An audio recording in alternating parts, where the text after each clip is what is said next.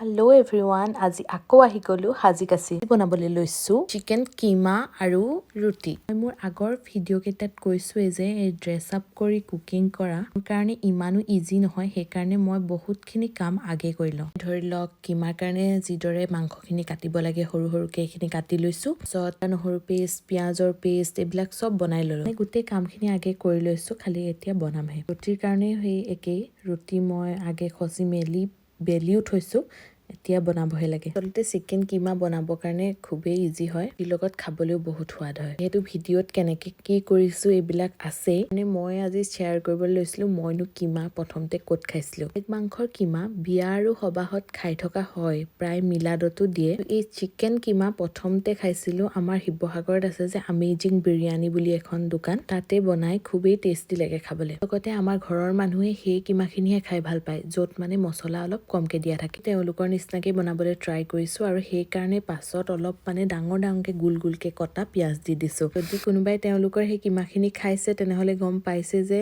ইয়াত এটা ডিফাৰেঞ্চ আছে। যদিও তেওঁলোকৰ নিচিনাকে বনাবলৈ ট্ৰাই কৰিছোঁ, কিন্তু মোৰ কিমাখিনি কালাৰটো বেলেগ হয় নে নহয় বাৰু। আমাৰ ঘৰত একেবাৰে হালধি নিদিয়া বস্তু খাবলৈ দিগদাৰ পায়, সেইকাৰণে কিমাখিনি এনেকেই বনালোঁ। আৰু এতিয়া ৰুটিখিনি বহুত ডাঠকে বনাইছিলোঁ, 3টা ৰুটি মিলাই এটা নিচিনা কৰি। আজি দেখুৱাবলৈ পাহৰি আছিলোঁ ন, মোৰ এই কাপোৰযোৰ আজি চাই লওক। কাপোৰযোৰ ক'ৰ পৰা লৈছিলোঁ কি কথা এইবোৰ কৈ মই ভিডিঅ' বনাম, পাছত আপোনালোকে চাই ল'ব। বাকী এয়া মোৰ কিমা ৰেডি হৈ গ'ল আৰু মই এয়া খাম ৰুটিৰ লগত। আজিলৈ ইমানেই, আৰু ভিডিঅ' চাই ভাল লাগিলে লাইক কৰিবলৈ নাপাহৰিব, আৰু যদি ইউটিউবত চাই আছে নহ'লে ছাবস্ক্ৰাইবটো কৰি দিব আৰু। Okay, Tata, bye bye.